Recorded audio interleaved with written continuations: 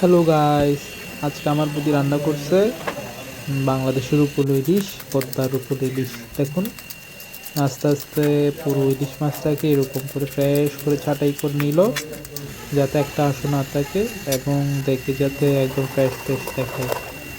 তারপরে সুন্দর করে সাইজ করে নিছে, মোটামুটি বড় বড় মোটা মোটা করে সাইজ করে নিল, যাতে মোটামুটি দেখতে সুন্দর দেখায়।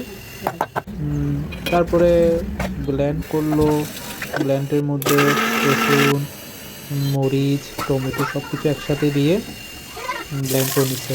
তারপরে পেঁয়াজগুলো সুন্দর করে ভেজে নিছে, ভেজে নেওয়া মরিচের প্যাকের উপরে ব্লেন্ড করে রাখা মশলাগুলো দিয়ে দিছে, যাতে তারপরে এর উপরে গুঁড়া মশলা, গুঁড়া হলুদ, গুঁড়া মরিচ, লঙ্কা গুঁড়া সবগুলো দিয়ে মিক্স করে নিছে এবং এর উপর একটু পানি দিল, যাতে এগুলো আমাদের ক্যাপসিকে যাতে লেগে না যায়।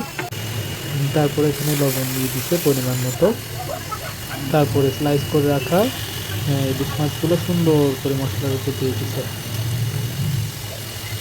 দেখুন কত সুন্দর দেখাচ্ছে, এবং সেগুলো নেড়ে চেড়ে দিচ্ছে যাতে মশলাগুলো ভালো করে সেখানে মিক্স হয়ে যায়।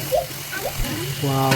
তারপরে এখানে কিছু একদম একদম বড় বড় কাঁচা কাঁচা লঙ্কা দিছে, যাতে সুন্দর দেখায় এবং খেতে ইয়াম্মি ইয়াম্মি লাগে। ও সেখানে পাঁচফোড়ন দিয়ে দিছে, তারপর টমেটো দিয়ে দিছে, তারপরে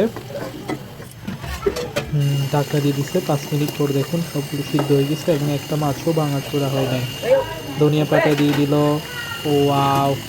কত সুন্দর দেখাচ্ছে, এবং দেখুন কত স্থেটিক খেতে হবে মাছগুলো।